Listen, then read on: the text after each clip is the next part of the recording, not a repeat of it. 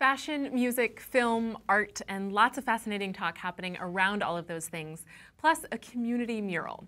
These are just some of the events, most of them free, that are on offer during Black Art Story Month between now and the end of February. That's right, and it's all taking place in venues on Myrtle Avenue, and it's all curated by Dayon Huff of Black Art Story. Thanks for being here, Dayon. Thank you. I forgot the month, Black Art Story Month. And we're also joined by Meredith Phillips Almeida, who's the Deputy Director of the Myrtle Avenue Brooklyn Partnership. Thanks for being here, Meredith. Thank you. And next to Meredith is an artist who's participating once again after being in the inaugural event last year, Amber Doe. Back for year two. Welcome, Amber. Thank you. Thanks for being here, ladies. So, you know, we all know Black History Month, but you're taking it a step further and making art the central focus. Why this month and why on Myrtle Ave? Big question, Dayon. It is a big question. Wait, so why this month? Yeah. Why did you guys pick February? Did you really want to ride the sort of wave of Black History Month and bring art into it? We did, and Fort Greene Clinton Hill has such a rich history of artists, of writers, of dancers, of actors, and in particular, it has a really strong Black community of these artists, past, present, and future. So we really wanted to tap into that, the local richness that exists here. And when I came on to Myrtle Avenue Brooklyn Partnership last year, they wanted to do something for Black History Month, but there really wasn't any structure or direction besides we want to do something. Yeah. And my background is art, so I was like, well, we're going to make it about art, so Black Art Story. And apparently that name hadn't been used before, which is still kind of how has that not been used before? And Myrtle Avenue, the Myrtle Avenue Brooklyn Partnership. So therefore, it would be on Myrtle Avenue. And so we just went from there. Yeah, I think for us on Myrtle Avenue, we have a number of arts and culture programs that we do throughout the year, but now Black Art Story really has become the centerpiece of that because it's a month long of programs, visual arts programs, performance programs, so we're really proud of that. I think it's really cool that we've been able to bring a number of businesses into the fold. You know, you traditionally think of wine shops or restaurants for showing art, but we have an eye doctor, we have a community center, we have a barber shop. So it's really great because all of these businesses on Myrtle Avenue have found a way to sort of get involved and are really excited about meeting the artists that are participating and coming on board to events like art walks and openings and storytelling and spoken word. It's really great. That's awesome. Amber, where's your work showing? My work is located at the Emerson, which is close to Classen on Myrtle, I believe. Yes.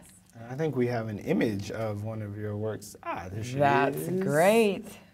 So Amber, what's it like to have your work outside of the mausoleum of the art world? Mausoleum. And, you know, sometimes art can be really removed from the people and where they live. And Myrtle Ave is as Brooklyn as it can be. So to have the people living and working with your work, what's that like?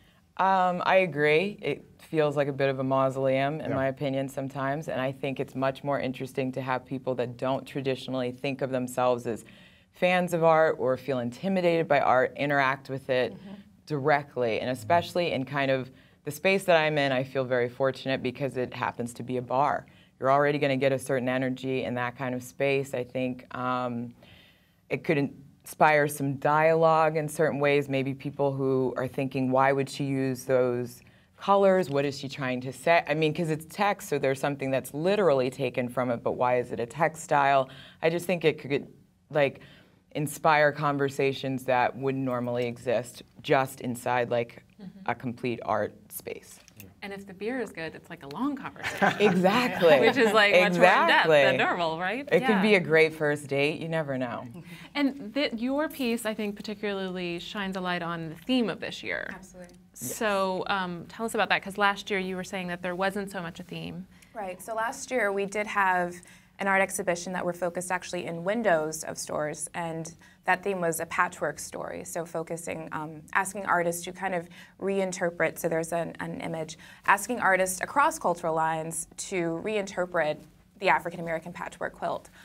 So Amber actually created this really beautiful, more deconstructed quilt that I think was really thought-provoking, and I think for a lot of people, they had to walk by the window several times to really pull the quilt out, but I think that probably ended up being one of the most successful pieces in the show. And we had additional programming, but all the programming was segmented where we let organizations really shape what kinds of themes or topics they wanted. And this year, to help make it more cohesive, I was like, I want an overarching theme. So this year, Native Sons and Daughters is focusing on the migratory experiences of African Americans. So taking that as inspiration.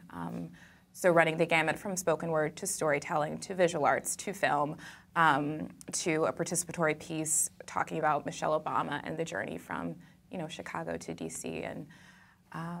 So not just from Africa to the U.S., right? But it could be from across town. It can be across the state, across a body of water. So migration isn't just the epic migrations we think about, but it could also just be about that self-migration of coming into your own, like going from a teenager to an adult, and that progression of seeing your parents in a different light. So Meredith, is all this art good for business? Yeah, absolutely, absolutely. That's sort of what we're about, is promoting what's happening on Myrtle, and our marketing theme is homegrown, locally owned.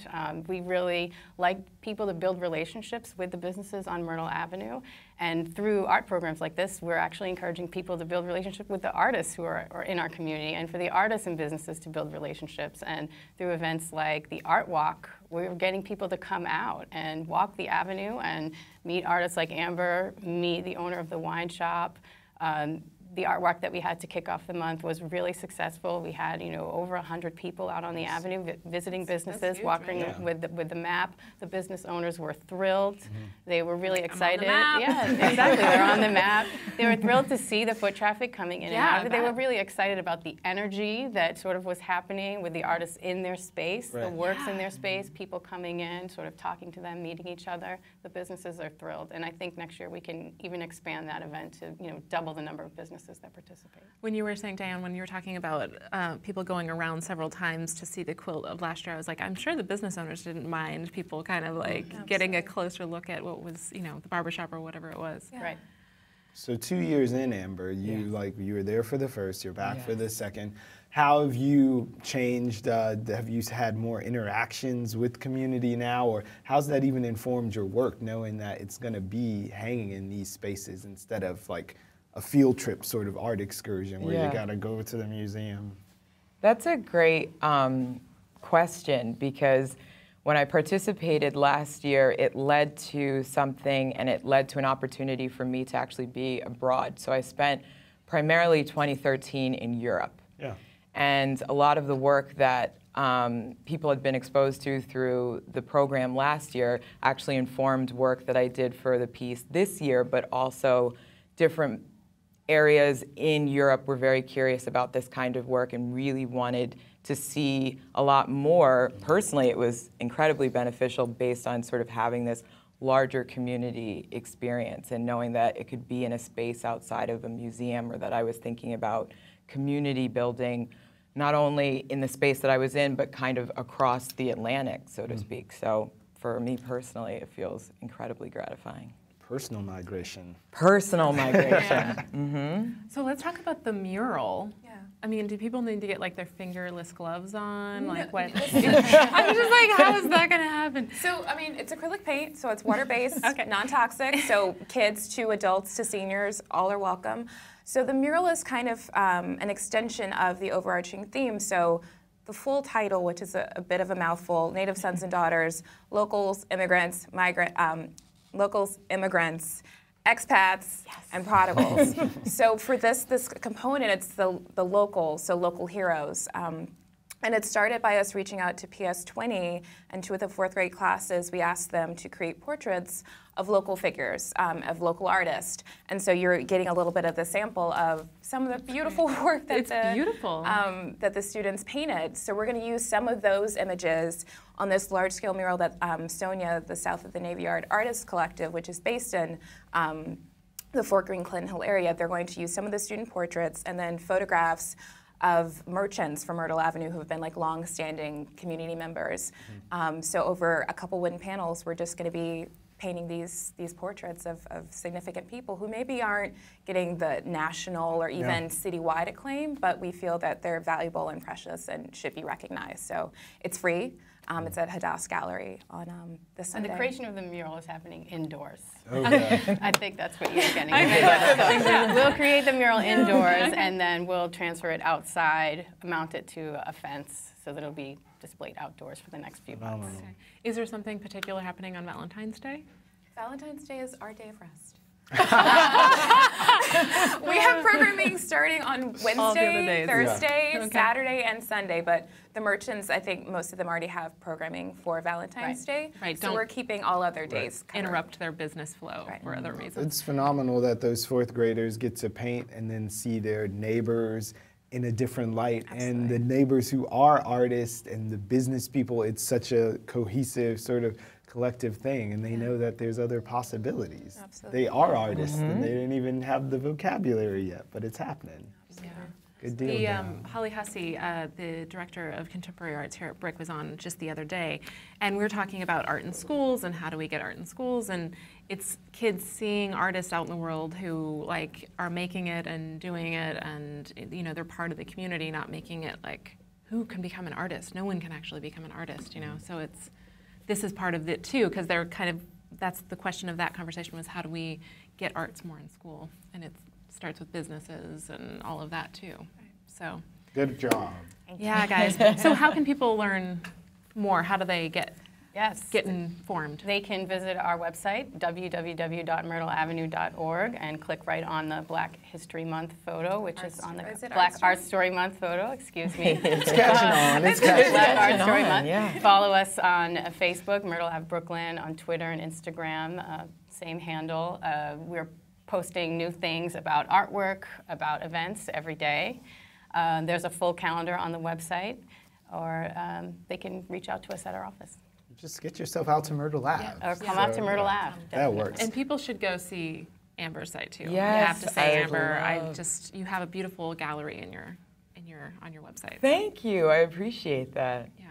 So people should. you. What is it? Is it Amber? It's amberdoe.co, because .com was already taken. See, There's oh. some other Amber Doe out there. It's got a nice ring. Well, Yeah. Deion, Meredith, and Amber, thank you so much. Thank We'll be you. visiting you on the web Please do. Yes. well, Visit us on and in Myrtle person. Avenue. and in Myrtle Avenue.